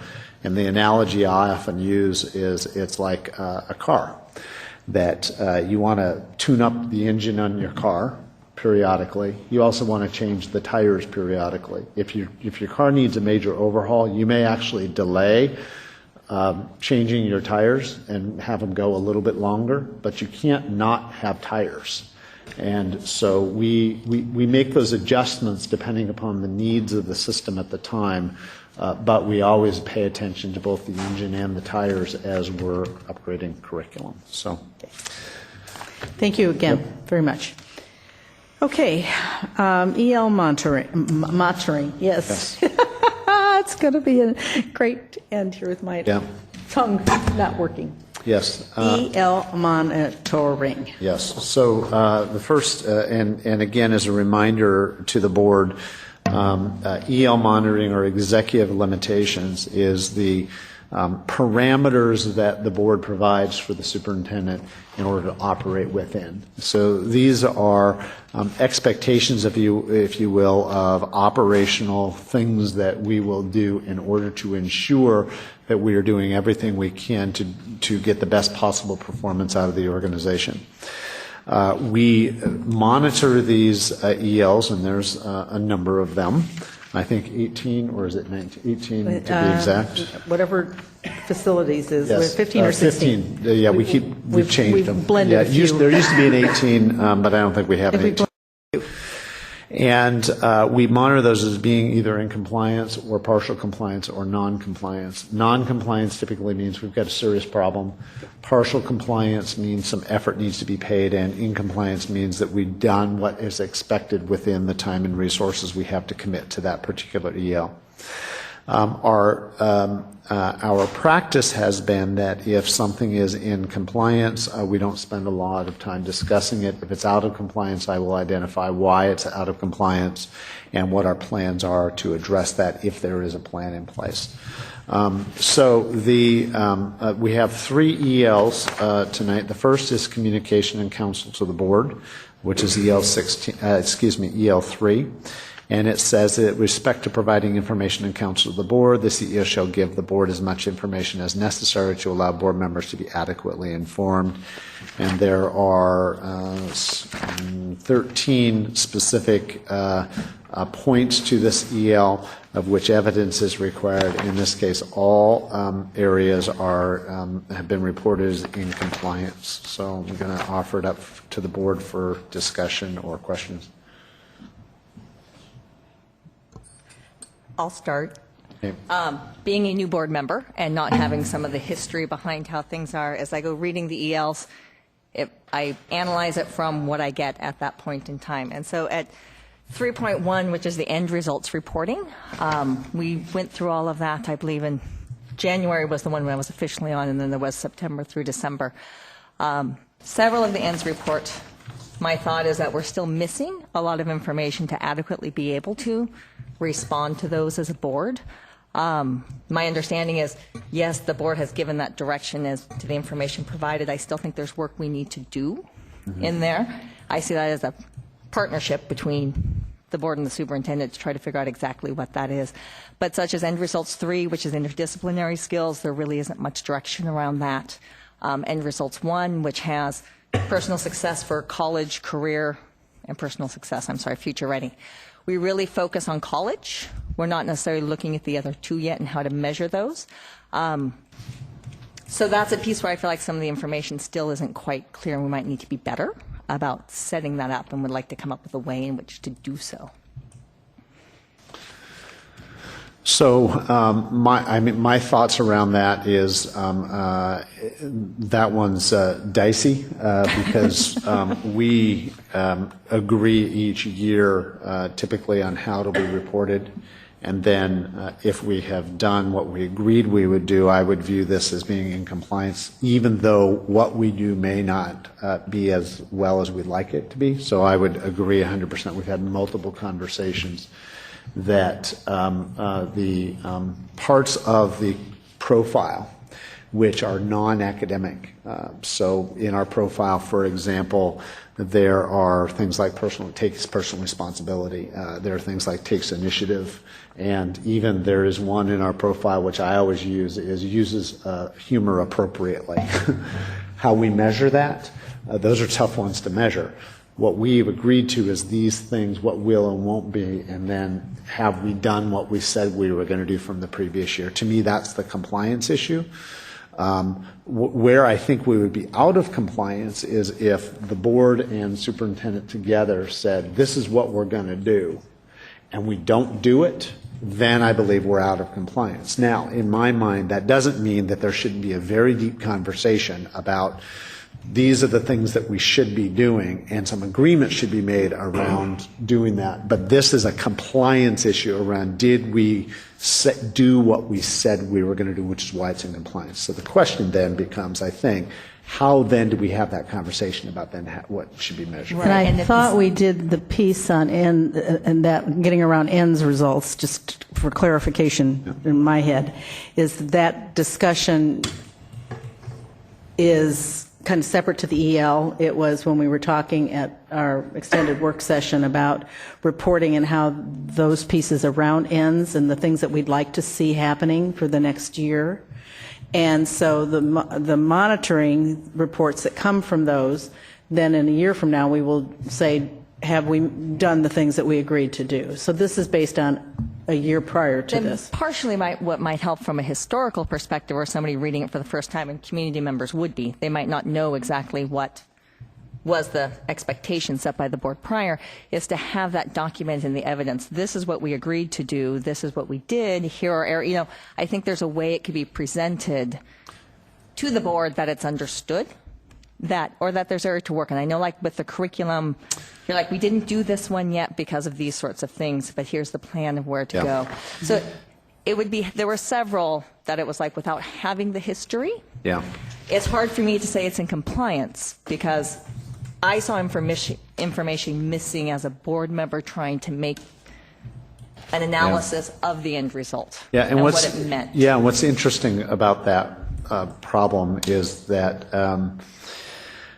we have tried as much as we can to simplify the EL reporting. So there were days when we had like volumes and volumes of EL reporting, which then resulted in one of two things. Either A, long conversations about ELs as opposed to Ns, which we really wanted to shift the conversation to Ns, or secondarily, stuff that just didn't get read. Now, if we are going too light on particular EL reporting, so for example, around the ends question, providing the requirements document that we developed and then produced and then resulted in the current dashboard look and feel, for example, if that's something the board would like as evidence to meeting that, we'd be happy to provide that. We just need some agreement on how simple or complex you want the EL reporting so that you're satisfied around our statement of compliance or not. So, and I think part of it, and Doug, you're sometimes more well-versed on the policy governance piece, is that the goal is that if we did it like Carver, we would put this in consent and not have any conversation about ELs at all, as long as there's agreement that things are in compliance. So we have been trying from the beginning, when we went to the other extreme, where the reports were longer than the ends reports, and until we got better ends result reports. And we all agree that those are still not where they need to be, but they take a lot of time and effort to get there. So that's a work in progress. And so what we've tried to do with these is just simplify them as best we can and deal with the ones that are really out. But we understand, questions that need to come up and clarification. I think some of the things that we've done is, as Chip was saying, is that, if they're in compliance, we usually don't discuss them, but that doesn't mean people don't have questions about content in here. It doesn't necessarily change the compliance piece, but it may give more depth to an understanding of what's there. So maybe, I don't know if that was clear, is that you don't necessarily have to change the compliance of the EL or the point if you have a question. So that's another piece to throw out there. And I don't know if this helps or confuses things more, but one of the things under the Carver model, or the paradigm that we operate under, is that the superintendent is afforded the reasonable interpretation of the direction that we give him or her. And so that's, obviously there can be discussion about that, or there can be debate about that. But I think that gives the superintendent a certain amount of latitude to, when they're reporting to us, that in their view that it is a reasonable interpretation of the direction that we as a board have given him or her. And so, I think that also plays into it. But again, it's up to the board has the latitude to require the level of detail to feel confident that that direction has been followed. So it's a iterative and a not a perfect process, but it is. I think it has respective roles for both parties. And certainly this is the time for board members, if they would like to see something more for next year's report to be added, to make that suggestion and see if the agreement is from everyone to do that. Did that help any at all? It does to a certain extent, but I view the executive limitations as a piece of an evaluation, and it's an internal self-evaluation that the district's doing. And then as I look at the evidence, did it answer my question? No. But I understand that there's history behind things that don't necessarily come forward, and that's a component of it. So I don't feel a need that things have to change. I just there's things that trying to understand the process in which things are going and how they move and to see where they're going to end up. That's the piece that sometimes I read this and it says, yes, you are in compliance, but there's no history to make it make sense. So from a data perspective and comparison, it doesn't fit. And so that's why I asked about if this is what the board said, if there was just a statement, we agreed to do this, done. So I'm not talking documents, I'm talking 2 lines. So what I would suggest, because I think one of the things you brought up was a specific concern around ends reporting, for example, that we put a line in here before it's put that says that that the board and superintendent developed specifications for ends reporting for 2011, 2012, and those specifications were met. Because it refers to that historical piece that you're, and we could certainly add that. And I think that's a good idea. And just in the context of, I'm pleased we're making progress in the sense that now off of the board, not the board portal, just off of the list, you can see all our board materials are on the web. Mm-hmm. And that's not just it's in compliance, it's also the evidence that it's in compliance is involved in your report. Right. So the public can see this. They can't necessarily see the background history of how we got to it, right, which is a reasonable point. But I think it's a good idea just to have any agreements we make become part of that. Well, and I think both Chris and Siri bring up one of the shortfalls or shortcomings in the Carver model is that I think basically his thinking came out of working primarily with nonprofit boards and boards that are not elected by the public, and I think there's a certain transparency aspect that needs to be. It's a work in progress. So Siri, I will add that component to this one, and again, if there are other areas where we need either additional language or history, please identify those, and we'll add that language or history in. Sure. And- I'll just email those. I have those. Great. Right now. And we are going to be working this summer on doing some EL work. Right. Series working with me and Janine. Great. Captured another head. Great. And Chip, it's very important that you use appropriate humor. I'm not sure that that's in the expectations of the superintendent, and therefore I'm going to not respond. Okay. Any other questions that you wanted to bring up On here? EL3? On EL3 that has not been already addressed, or comments from anyone? So you want a motion to No, accept? these will come these in will go into consent. consent Yeah, next that's time. what I thought. Yeah. I don't know. Was there anything else, Siri, that you wanted to bring up Yeah, because here? the other one was 3.7, which addresses the same issue. Okay. Yeah, it's the same idea. And I but it do just know wasn't that clear you're and going to concise. take this word weekly out. And Yes. I on the wanted to amend my, communications. Yes. Yes, just, it's that whole data Clarity. thing. Make the Yep. evidence clear as to what it is. Yep.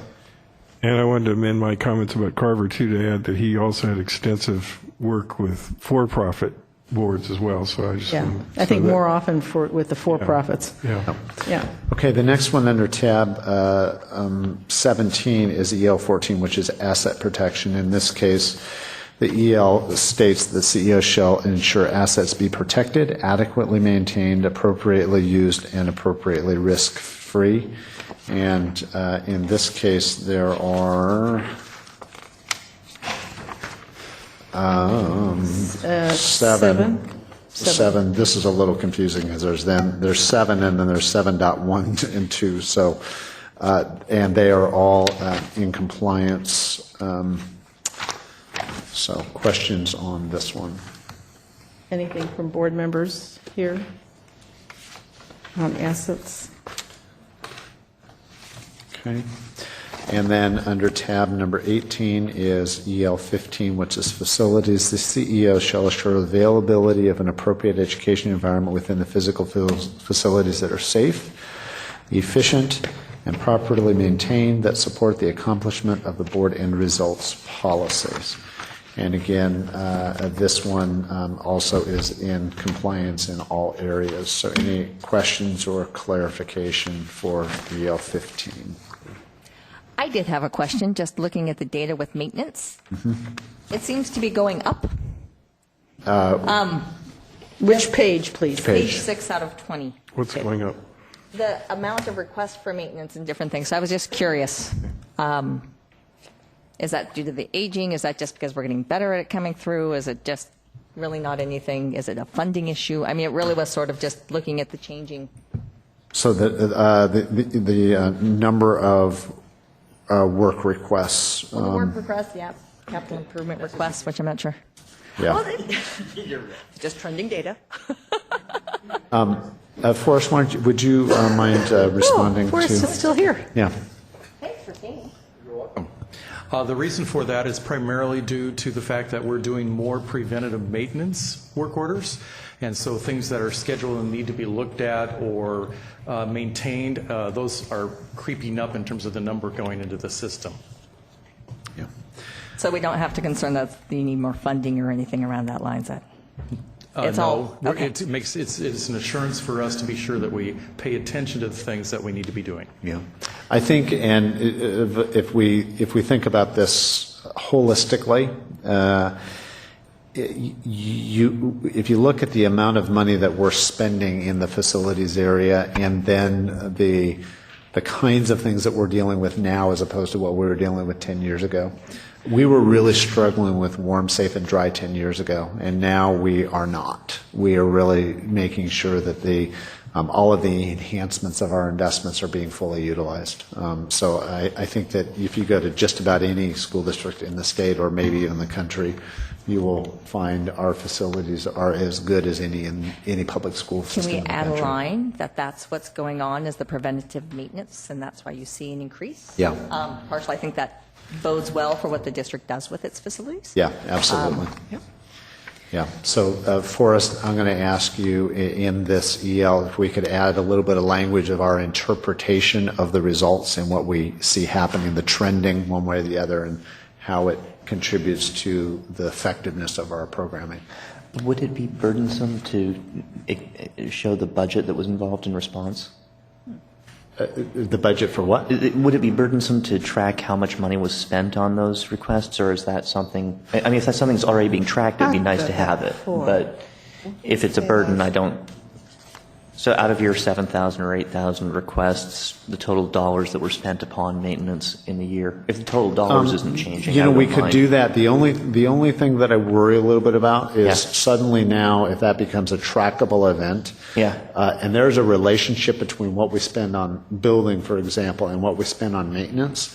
And I would hate to all of a sudden now, the next question is, well, how come our dollars are going up or going down? Well, it's because we spent $50 million on this building, and so I just want to be careful about that. And that's why I'm trying. I mean, if there's a sensitive way to do this or an appropriate way, great. But one of the things that we're looking at is our work order system in terms of its ability to provide us effective data and all of that. So if it would be all right, I think we can take that as an interest as we look at that, because I think what we've got right now is probably not as, in this century as we would like it to be. So I think we're struggling a little bit with some outdated technology in terms of just the software system that we're using, looking at some other things that we probably could provide better data on. But right now it would be a pretty labor intensive, mainly not because we don't have the information, but because of the technology that we've got. The main thing I'm concerned about is simply, it's kind of like the cost overruns question. We've got a certain amount of money in our building maintenance and operations budget. Is this budget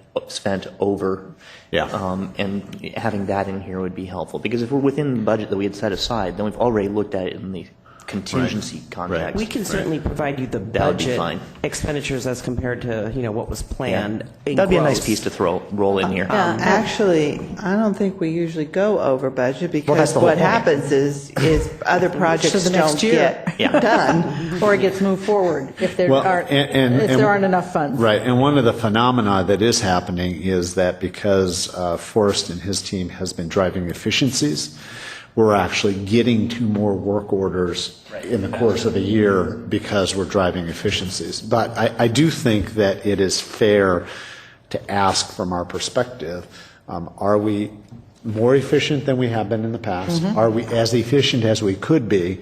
And what are we doing to continue to drive efficiencies into the system? And are we adequately providing enough budget to do what we need to do in order to meet this EL? I think that's a fair thing to ask us to provide for you, which right now we're just providing a lot of data but not giving you a very thorough analysis of the data. So we can do that for you. We'll move you up that. Yeah. I have the change order analysis and the listing and the percentages, and that was very helpful. I have a question for you, and it's a curiosity on the vandalism. I don't recall seeing that we've had one particular building or two seem to be predominantly hit by mostly graffiti. So just kind of curious, is that a new thing that we or did we have a particularly mischievous group and that we now don't have there maybe anymore? Or it's on page 18 of 20 that I'm looking at. It's just that it commented that in the high schools that there were 11 occurrences at one building. So I'm just curious why we've got a couple schools that seem to be drawing attention to them. That generally does happen in terms of a couple of schools stand out every year. They may not be the same schools. Well, that's good to hear. And they do also seem to migrate in terms of the area. But overall, I think we're doing much better than we have in the past in terms of the issue of vandalism. Okay. And we are addressing things. We consider that an emergency work order. And so whether it's graffiti or some other event, we address that immediately. How do we take graffiti off the buildings? How do we take graffiti off the buildings? Do we want to reveal that secret? Much of our buildings, say if they're masonry or others, do have an anti-graffiti coating, which helps our painting crew to be able to remove that with either some appropriate, well, primarily it's power washing. We do. I was just wondering if you've got staff who covet having one of those cool carbon dioxide pellet things. We do not have that. I know, but have you thought about them? They look really cool. Oh, could you export them to Europe where they don't They believe in blast removing carbon graffiti? dioxide pellets. Hey, we're always looking for non-toxic ways to remove graffiti. This is a huge issue in my field because graffiti removers tend to be incredibly toxic. But I don't know how expensive those carbon dioxide machines are, but I don't know if any of the schools have ever used them. Interesting. We'll look into that. I have a couple questions. Okay, a couple questions from Nancy. Lots of forces here. So the asset preservation program and the ICOS, Yes. are we all inventoried now? We are not inventoried for all of our schools. We are inventoried for the schools that are currently up for, that we are responsible for based on the schedule that the state has given us in order for us in the future to be considered for state construction assistance funding. So yes, we are for those schools that are currently on the schedule, but it is a stair-step schedule, and so not all schools in the district are on that schedule yet. Sorry, they wanted to know what page, and now I've lost the page because we keep So, looking and back I just forth. want to remind us of a protocol that we agreed to that we're not really following. I know, but you brought Forrest up here, so now I've got to ask the Okay, question. so I'm just going to remind us of a protocol that we agreed to that we aren't really following, which is if there are any questions in something that's in full compliance, we'll pose this beforehand so that we can get them answered. So I'm just, They're not technical questions. They're educational questions. I I think understand. you all should know what the state's requiring you to do. I'm just reminding us of our protocol Okay, that we agreed to. and we promised they that we were going to paying get done with for our it? meeting in a timely fashion tonight because we do have an executive session to go to. Right, yeah, okay. Yeah. Are they paying for the ICOS? No. I can't remember. I just want you to know that this is No, Greek they're to not. me. when you And talk is the ICOs. asset preservation program going to be useful for us? I know why the state wants it. I want to know if it's useful for us. I believe it will. Did you two This at have the this tax. conversation offline? Yeah, offline. You don't want to know? No, I don't, because it doesn't It's make 9 sense. o'clock. She's going to turn into a pumpkin in 15 I'm minutes. going to turn into a pumpkin in 5 seconds. All right. So, Thank you very much, Forrest. We yes, do appreciate your time. If you can ask him provide after. it in a brief. Yeah.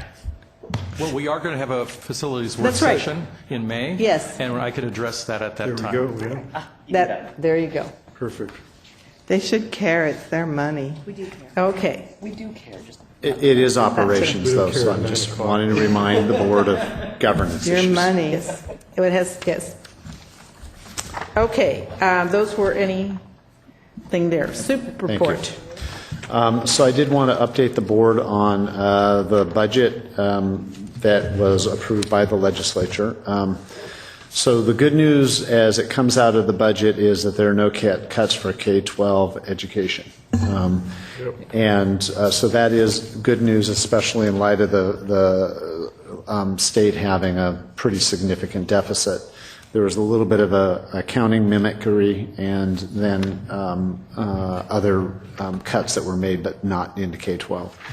The national board stipends remain unchanged at $5,090. For 11-12, the stipend was reduced by 40% for the first year the teacher earned it. That provision remains the same. There was some other bills that were passed kind of late in the day. ESSB 5940, which is around health care. We are not required to move to the PEB, which is the state health care plan. The main focus of this bill is on transparency and equity, and also we're required to make progress towards a 3-to-1 premium ratio which we believe that the intent was out-of-pocket costs, not actual premium amounts between families and the single payer. But we are going to continue to try and understand that and then figure out what the implications are for us.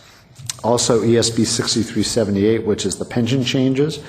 And this bill eliminates the alternative early retirement factors that were granted in 2000 and 2007 for new state employees. So this is a disadvantage for those that were contemplating retiring early. Since I just took advantage of it under... Yes, and since you just took advantage of it. Essentially what this means is that for those that retire before 65 with 30 or more years, it used to be a 3% per year reduction, and now it's a 5% per year reduction. So it's a significant impact for folks. And then the last one was SB 6494, which is around truancy, and that changes the truancy age from 17 to 16. So those are some bills that we need to pay attention to. But the implications of each of these bills I'll send the board in a brief so that you understand what these mean. And then secondly, I just wanted to comment on a good question was asked about surplus, and we're going to be using the state surplus process this time around. Really good question. We often evaluate whether or not it is to our fiscal advantage to use our own public sale process or actually hand the stuff, if you will, over to the state and let the state deal with it. What we found is the cost of actually doing a surplus sale versus the money we get, actually, it's just about a wash. And sometimes it is to our advantage to actually just hand the stuff over to the state and allow the state to surplus it. If the value of an item is more than $200, then when the state sells it, they have to give us anything over $200 back to us, and then we deal with it. We also can take some items and give them to the state and take other items and deal with them ourselves. In this case, we have both the fiscal analysis of it that is telling us that it's not really worth it, if you will, for us to do it ourselves. And secondly, this year in particular, we have a capacity problem because we're going to a new school configuration. So we're moving lots of stuff, and we have 3 modernized schools, which means we're storing new stuff that's going into those schools. We actually don't have the room to take on the surplus stuff. The state actually goes to the school and picks it up once we declare it surplus. So all those factors combined have caused us to go to the state process for this particular surplus sale that you approved in the consent agenda. But again, this question was posed by a board member, and I thought it was worth getting it in the public eye, how we actually deal with that. After we do it this time, we'll evaluate again our capacity to manage the stuff, the fiscal advantages or disadvantages of dealing it ourselves, and we'll keep making those decisions on a per surplus sale basis. Okay. Pledge update? Yeah, just briefly adding to what Chip mentioned. The session did last 108 days. As you recall, last meeting, I noted that we were kind of in the doldrums, and the really interesting thing is, I think, how this thing finally came together. And I have to give the governor and the legislature a little bit of credit for, finally reaching some important compromises. And it was really one of those things where nobody got everything that they wanted. And I think it was facilitated by the fact that the governor is lame duck, but that gave her political freedom to do some of the things that, in other words, act as a kind of an honest broker almost. And so I think, given the fact that they started out before Christmas with a $2 billion hole to fill, they did it under the circumstances in a reasonably thoughtful way. They didn't push our payment, our state payments into the next biennium, and they didn't. There was another a Republican proposal to delay pension payments. So neither one of those were a good thing, I don't think. Basically, what the governor pushed was a compromise that local government tax receipts would be delayed in terms of payment to those entities. And as far as I know, that's not going to do any real damage to the local government. So I think that was a good compromise in helping to really help, to resolve that. A couple of other bills that weren't mentioned was that a working capital reserve that the governor proposed was put into place, and that basically does what I just described as far as the local property or local government tax shift. And there was a SJR 8221 established a debt limit, reestablished a different kind of a debt limit, and another Senate Bill 6636 established a 4-year balanced budget requirement, and then there was an additional